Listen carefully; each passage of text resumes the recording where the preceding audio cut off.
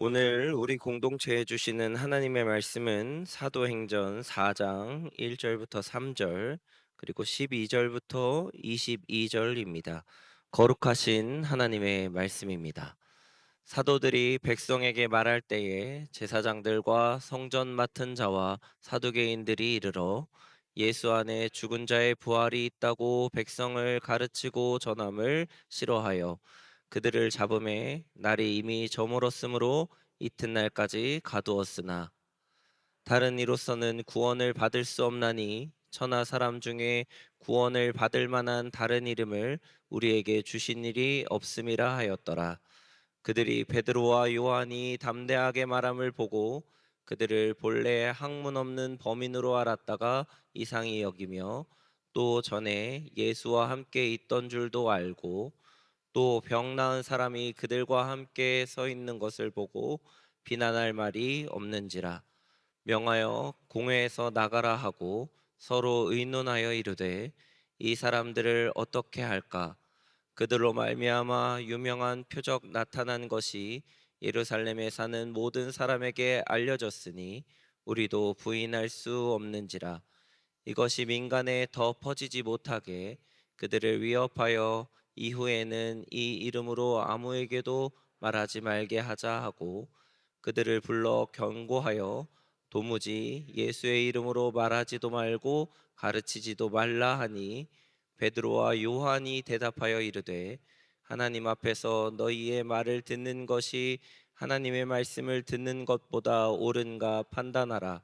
우리는 보고 들은 것을 말하지 아니할 수 없다 하니 관리들이 백성들 때문에 그들을 어떻게 처벌할지 방법을 찾지 못하고 다시 위협하여 놓아 주었으니 이는 모든 사람이 그 된 일을 보고 하나님께 영광을 돌림이라. 이 표적으로 병 나은 사람은 40여 세나 되었더라. 아멘. 62년 동안 우리 교회를 지키시고 이끌어 주신 하나님께 무엇보다 크게 감사와 영광을 돌립니다. 우리 교회를 제일 처음에 개척하신 김재수 전도사님 내외분, 또 36년 동안 온 삶을 다 헌신해서 목회하셨던 박태희 목사님 내외분, 그리고 많은 부교역자들, 그리고 장로님들을 비롯한 평신도 지도자분들, 또 성도님들, 그 수고와 헌신을 하나님께서 가정 가문 대대로 축복하실 것입니다. 60주년을 넘어서 이제 2년을 걸어왔습니다. 이제 앞으로 100년을 향해서 우리가 걸어갈 텐데, 오늘 찬양대 찬양과 또 우리 회중 찬양 그 가사에 있는 대로 그리스도의 몸인 교회, 거룩한 성도들이 모이는 집, 이 교회 공동체가 하나님께 영광을 돌리고 또 우리 교회에 속한 모든 성도들의 가정 가문마다 영육간에 큰 복이 있기를 주님의 이름으로 축원합니다. 성경은 66권이죠. 그런데 이 성경 안에 들어가지 않은 문서가 구약에도 있고 또 신약에도 있습니다. 영어 성경이나 또는 독일어 성경이나 외국 성경에는 구약 성경 39권 안에 들어가지 않은 그 책들, 그런 것도 보통 같이 성경에 인쇄되는 경우도 꽤 많이 있습니다. 성경 안에 들어와 있는 66권의 책을 정경이라고 합니다. 그리고 거기에 들어오지 않은 그런 문서, 책들을 바깥 외자를 써서 외경이라고 그렇게 부릅니다. 기독교 역사에서 이런 표현이 있습니다. 정경, 그거는 조금 전에 말씀드렸고, 정경 중의 정경. 그러면 뭐를 말씀하는 것일까요? 66권이 정경이라 그랬죠. 그러면 66권 중에서 특별히 어떤 책이 더 중요하다, 더 핵심이다, 그런 뜻으로 정경 중의 정경 이렇게 얘기하는 것일까요? 그것은 아닙니다. 성경 66권 전체 내용에서 제일 중요한 것, 핵심, 심장이 무엇인가? 바로 그 내용을 전체 66권 정경 중에서도 정경 이렇게 이야기를 하는 거지요. 그 내용은 바로 예수 그리스도에 관한 것입니다. 더 좁히면 예수 그리스도의 십자가 사건, 십자가의 죽으심과 부활, 그것이 바로 복음이지요. 더 간단하게 줄여서 얘기하면 십자가의 죽으심과 부활, 그리고 승천과 성령의 강림, 이렇게 해서 복음이 작동이 되는데, 그중에서 그냥 가장 간단하게 얘기하면 부활, 부활의 복음, 이렇게 얘기를 합니다.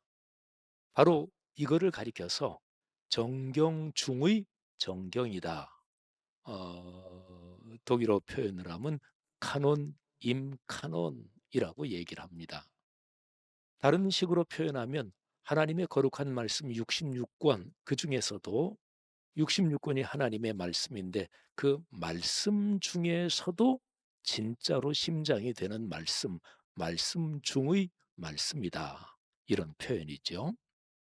여러분, 오늘 사도행전 4장에 보면 초기 기독교 공동체를 박해하고 또 그 전에 예수 그리스도를 십자가에 못 박아 죽이는데 결정적인 역할을 한 사두개인 바리새인들, 그 당시의 종교 지도자들입니다. 오늘날로 말하면 목사와 장로들입니다. 그런데 그 사람들이 초기 기독교 공동체의 사역에서 이것만은 막아야 된다. 이거를 막지 못하면 우리의 기득권이 다 무너진다. 물론 바리새인 사두개인들 중에서는 불순한 의도가 아니라 자신들의 생각, 진정으로 가슴에 손을 얹고 신앙 양심으로 생각할 때 이건 아니다. 그러면서 예수님을 반대했던 사람도 있기는 했을 거예요. 근데 아주 극소수였을 테고 대부분의 바리새인들, 사두개인들은 자기들의 기득권, 종교 권력을 위해서 예수를 십자가에 못 박아 죽였고 그리고 그 이후에 있는 초기 기독교 공동체를 박해했습니다. 근데 이 사람들이 초기 기독교 공동체, 예수님의 사도들과 초기의 그리스도인들이 하는 사역에서 이거 막지 않으면 뚝이 무너진다. 그렇게 생각했던 것이 있었습니다. 오늘 여기 사도행전 4장 말씀에 18절 말씀에 보면 이렇게 기록되어 있습니다. 바리새인 사두개인들이 산헤드린의 중심 구성원들입니다. 산헤드린은 70명의 남자로 구성된 유대인 사회, 이스라엘 사회의 최고 권력 기관이었습니다.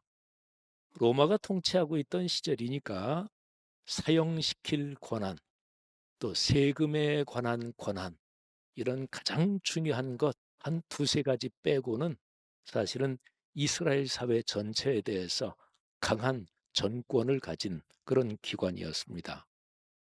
예수님에게 사형 언도를 내린 것도 먼저 이 산헤드린이었고, 그런데 자기들이 사람을 죽일, 공식적으로 사형시킬 권한은 없으니까 로마 총독 빌라도에게 끌고 가서 데모를 하고 협박을 하면서 그래서 예수님을 십자가에 못 박아 죽인 거지요. 이 산헤드린이 베드로와 요한을 불렀습니다. 이게 18절 내용이에요. 그러면서 경고하면서 위협하면서 협박하면서 이렇게 얘기합니다.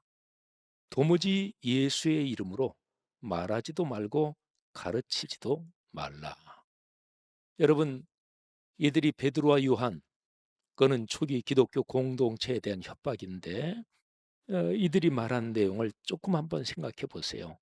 예수의 이름으로 말하지도 말고 가르치지도 말라. 이 사람들이 하는 그 얘기는 바로 하나님의 복음을 전하지 말라, 이런 얘기가 됩니다. 그런데 베드로와 요한이 이렇게 대답합니다. 하나님 앞에서 너희의 말을 듣는 것이 하나님의 말씀을 듣는 것보다 옳은지 너희가 당신들이 판단해 봐라. 그러니까 베드로와 요한은 두 가지를 대조시킨 거예요. 사람의 말, 그리고 하나님의 말씀. 성도 여러분, 어떠십니까? 여러분이 그리스도인으로 살아가면서 이건 사람의 말이야. 하나님의 말씀은 이쪽이야. 양쪽이 분명히 다른데 그 양자 사이에서 고민하셨던 적이 있습니까? 당연히 있으시겠죠? 목사로 살아가는 저도 고민하고 그랬던 적이 많이 있습니다. 우리 그리스도인은 살아가면서 하나님의 거룩한 말씀, 진리의 말씀이 이거다.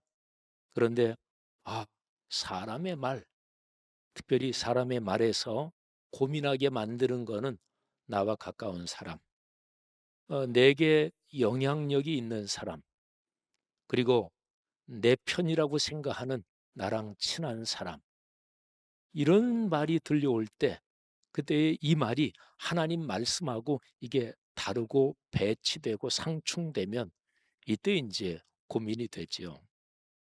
어떤 사람의 말이 그 사람이 나랑 친하지도 않아. 또 그 사람 나랑 관계가 더군다나 안 좋아. 그런데 그 사람이 하는 말이 하나님의 말씀하고는 달라. 그럴 때 그 사람한테 내가 당신 얘기 들을 수 없습니다. 하나님의 말씀에 순종하는 게 맞습니다. 이렇게 얘기하는 거는 쉬운 일입니다. 그건 아주 쉬운 일입니다. 그런데 내게 가까운 사람, 나를 도와준 사람, 내가 신세진 사람, 또는 이 사람한테 잘 보여야 그래야 내게 나중에 유익이 돼. 근데 그 사람이 하는 말이 하나님의 말씀하고 어긋날 때 그때 그거를 거절하고 뭐 인간관계는 다 그렇지만 되도록 정중하게 거절하고 또 어떨 때 이유를 분명하게 밝혀야 할 때는 이유를 분명하게 밝히는 게 또 도움이 되겠지요. 제가 생각하기에 당신 말씀이 하나님의 거룩한 뜻하고는 맞지 않는다고 나는 판단합니다. 그래서 당신 말을 따를 수 없습니다. 이렇게 얘기를 하는 거, 이게 신앙입니다. 그러니까 나와 관계가 안 좋은 사람의 말을 내가 하나님 말씀 때문에 거절했다. 그거 자랑할 거 하나도 없습니다. 그거는 누구나 다 아는 겁니다. 하나님 말씀이 아니더라도 이 사람 나랑 관계가 안 좋아. 이 사람 전에 나를 공격했지. 그러면 그 사람이 무슨 얘기를 하든지 간에 자르는 거는 어렵지 않죠. 뭐 한번 언제 갚아줘야지 이럴 기회를 노리고 있는데 잘 됐다 싶은 거지요. 더군다나 그 사람이 하는 말이 하나님의 말씀하고 배치되고 상충될 때는 명분도 얼마나 좋아요. 하나님 말씀 그걸 생각하면 당신 말 따를 수 없습니다. 단칼에 거절할 수 있지요. 그런데 그런 상황에서는 거절하면서 나랑 친한 사람, 내게 이해관계가 있는 사람의 말은 거절하지 못한다면 그거는 내게 관계가 안 좋은 사람의 말을 거절한 게 하나님 말씀 때문이 사실은 아니지요. 그냥 그 사람하고 관계가 안 좋으니까 거절한 거죠. 그러면서 하나님 말씀 때문에 당신 말 따를 수 없습니다. 이렇게 얘기한 거는 심각한 하나님 앞에서 죄악입니다. 하나님 이용해 먹은 거잖아요. 그죠? 사랑하신 여러분, 베드로와 요한은 권력기관 앞에 서 있습니다. 산헤드린, 베드로와 요한 또 초기 교회 공동체들의 여러 가지 실질적인 면에서 아주 심각하게 어렵게 할 수 있는 권한을 가진 그런 기구입니다. 그런데 베드로와 요한은 담대하게 얘기합니다. 우리는 지금 하나님 앞에 서 있습니다. 근데 하나님의 말씀을 듣는 것과 사람의 말, 여러분의 얘기를 듣는 것 둘 중에 어떤 것이 옳은지 당신들이 판단해 보십시오. 그러면서 바로 이어서 이렇게 얘기합니다. 우리는 보고 들은 것을 말하지 아니할 수 없다. 그러니까 이게 바로 신앙입니다. 여러분, 오늘 이 사도행전 4장에 베드로와 요한이 감옥에 갇히고 그리고 산헤드린 거기에 불려 나와서 신문을 받는 거예요. 근데 베드로 요한에게는 아주 중요한 기준이 이미 확고했습니다. 사람이 뭐를 판단할 때 기준이 확실하지 않으면 그러면 이게 고민이 되지요. 또 이렇게 할까 저렇게 할까 결정을 내리지 못하지요. 근데 어떤 사람에게 내 삶의 기준은 이거야. 내 삶의 핵심 가치는 이거야. 그 기준이 분명하면 그러면 고민거리의 한 70% 80%는 다 그냥 해결이 됩니다. 고민할 것도 없지요. 사람에게는 각자 자신에게 아주 중요한 어떤 기준이 사실은 사람마다 다 있어요. 내 삶에서 제일 중요한 거, 아유, 뭐 그걸 말해 뭐해? 돈이지. 그 사람은 돈이 기준이지요. 그러니까 모든 것을 거기에 따라서 판단하지요. 인간관계도 저 사람이 내 돈이 많아지는데 도움이 돼, 도움이 안 돼, 그거에 따라서 모든 것을 판단하는 거죠. 자기의 명예 또는 자기의 이름이 높아지는 것에 유달리 집착이 강한 사람은 그 사람은 또 그게 기준이니까 주변에서 나를 칭찬해주고 나를 높여주고 그렇게 얘기하는 사람은 무조건 좋아합니다. 어떨 때는 내가 알아요. 아유, 저거 입에 침 발린 소리지. 또는 뭐 이중적으로 말하는 것까지는 아니더라도 아유, 그냥 예의상 말하는 거지. 뭐 그런 것까지도 몽땅 싹 줬습니다. 그러니까 자신이 유달리 명예심에 강하게 집착하는 사람은 그게 자기 삶의 기준이 있지요. 사랑하시는 여러분, 여러분과 저 우리 자신을 성찰합시다. 여러분의 삶의 기준은 무엇입니까? 종교개혁자 마르틴 루터는 이렇게 얘기했습니다. 제가 지금 삶의 기준 이렇게 표현했는데 루터는 이렇게 표현했어요. 내 삶에서 가장 중요하다고 생각하는 것이 무엇이냐? 그게 바로 너에게 하나님이다.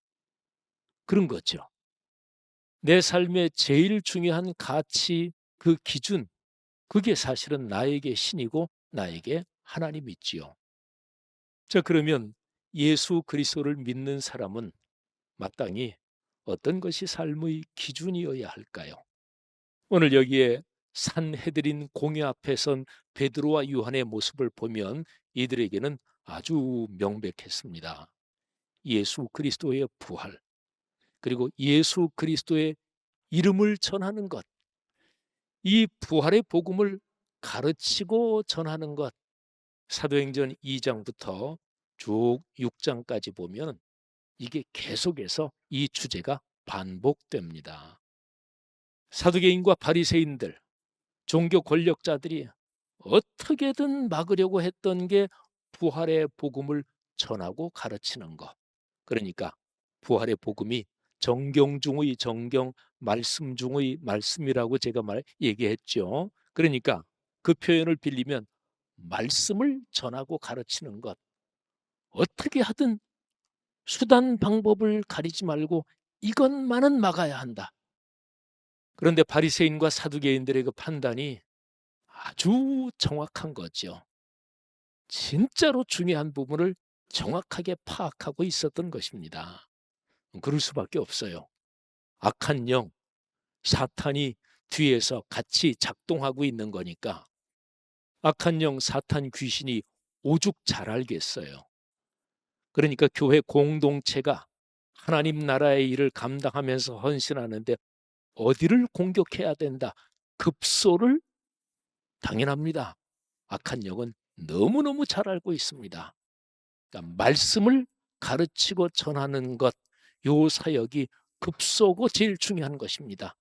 요것만 막으면 그러면 교회는 약해지죠. 교회답지 않고 그리스도인답지 않고 그리고 그냥 일반적인 사회단체로 전락합니다. 교회가 제 아무리 어려운 사람을 많이 돕고 지역사회에서 제 아무리 좋은 프로그램을 많이 해도 그 핵심 심장은 말씀을 가르치고 전하는 것입니다. 가르친다는 것은 이미 교회 공동체 안에 들어와 있는 사람에게 말씀을 묵상하고 말씀을 교육하고 성경 공부를 하게 하고, 그러니까 교회 안에 들어와 있는 사람에게 하는 말씀 사역을 가르친다, 이렇게 표현하고요. 그 다음에 전한다, 이거는 아직 교회 공동체에 들어오지 않은 밖의 사람들에게 말씀 사역을 한다, 이거를 전한다, 이렇게 보시면 돼요. 사도행전 2장부터 6장까지 조금만 자세히 읽어보면 이 주제가 계속됩니다. 바리새인 사두개인들은 말씀을 전하고 가르치지 못하게 하려고 체포하고 협박하고 채찍질하고, 그런데 사도들과 초기 기독교 공동체는 이것만은 적어도 포기할 수 없다. 우리의 목숨을 걸고라도 이 일만은 계속한다.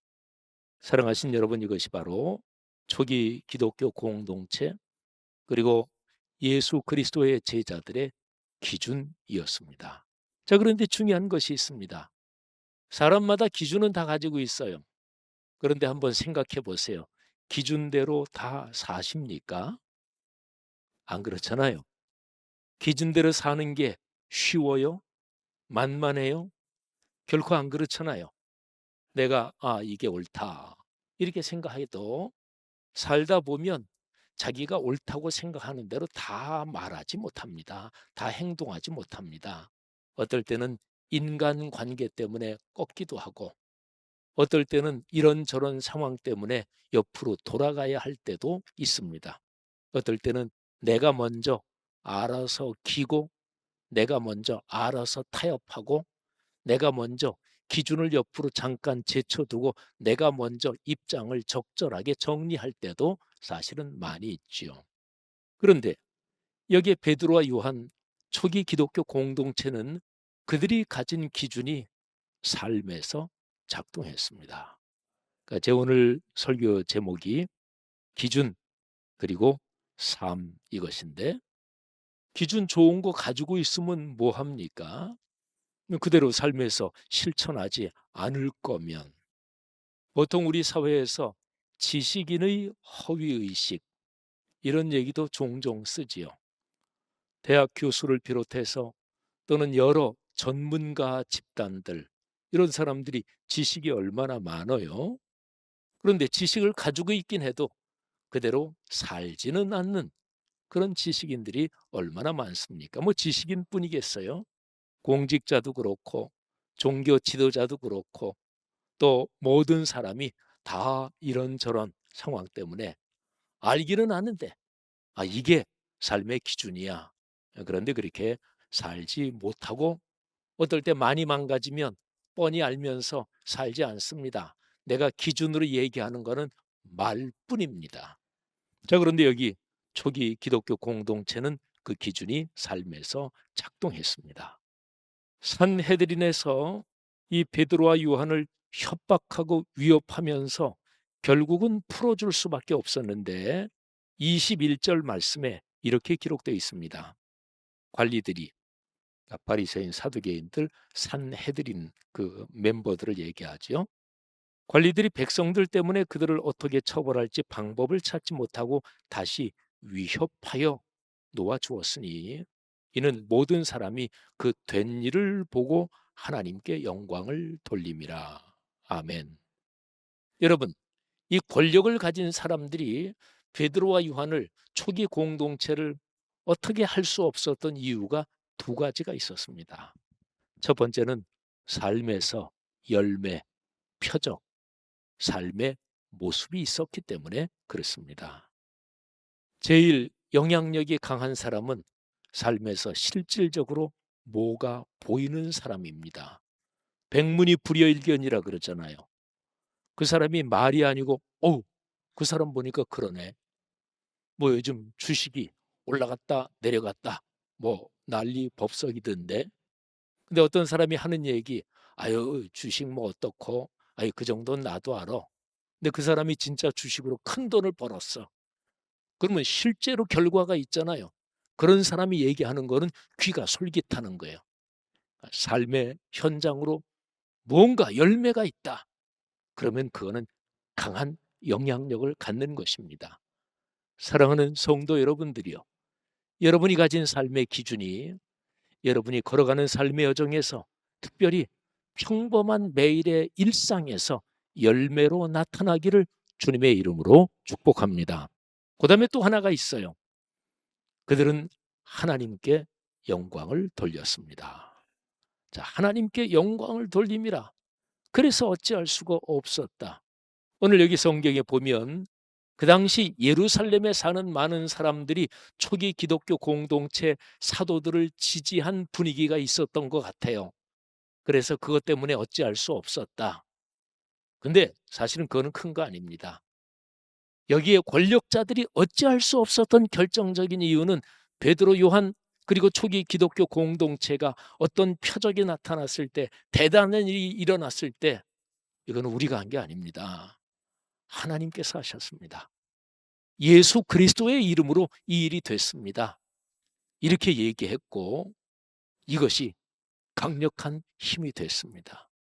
어떤 사람이 자기 자랑을 하고 또는 자기 명예, 자기 이름을 내는 거 좋아하고 그런 사람 상대하는 거는 전혀 어렵지 않습니다. 그런 사람하고 만일에 충돌이 생긴다. 뭐 양쪽이 충돌하면 서로가 서로를 이기려고 할 거 아니겠어요? 그런데 자기 이름을 내고 자기 명예심을 좋게 생각하고 어떻게 하든 나를 자랑하려고 하는 사람 이기는 거는 하나도 어렵지 않습니다.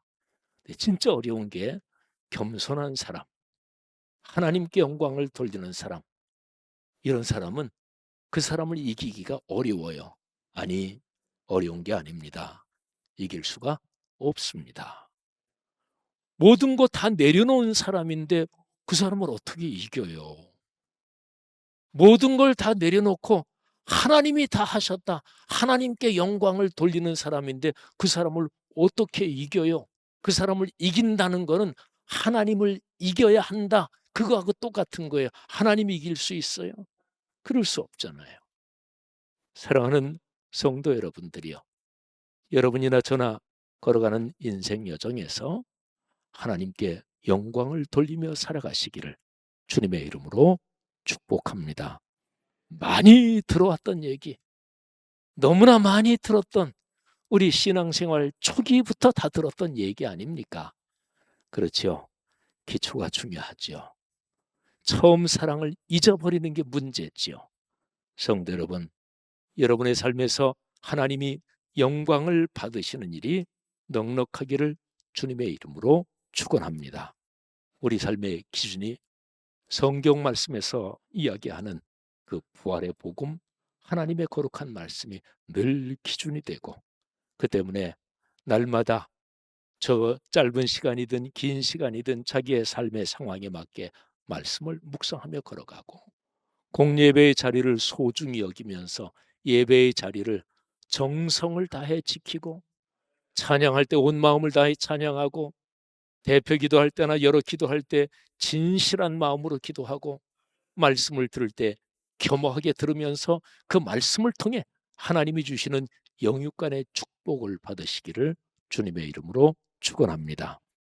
오늘 초기 기독교 공동체가 가진 이 기준, 그리고 삶에서 작동했던 기준, 그는 간단하게 얘기하면 바로 예수 그리스도가 나의 주님이시고 세상의 주인이시고, 그리고 예수 그리스도가 삶의 희망이고 존재하는 모든 것의 희망이다. 바로 이 사실이지요. 이들이 어떻게 그런 기준을 강력하게 마음속에 가지고 또 그렇게 살게 됐나? 그게 바로 성령의 강림이었습니다. 예수님께서 말씀하신 것처럼 사도행전 1장 8절이지요. 우리 다 암송들 아시죠? 오직 성령이 너에게 임하시면.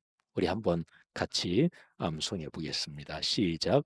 오직 성령이 너희에게 임하시면 너희가 권능을 받고 예루살렘과 온 유대와 사마리아와 땅 끝까지 이르러 내 증인이 되리라 하시니라. 아멘. 그렇습니다. 베드로와 요한, 이 사람들이 성령의 충만함을 받았고, 그래서 성령의 사람, 예수의 사람, 말씀의 사람이 된 거죠. 이것이 그리스도인 삶의 기준이고, 이 기준에 따라 행동하고 순종하는 것이 우리에게 영육간의 큰 복인 것을 믿습니다.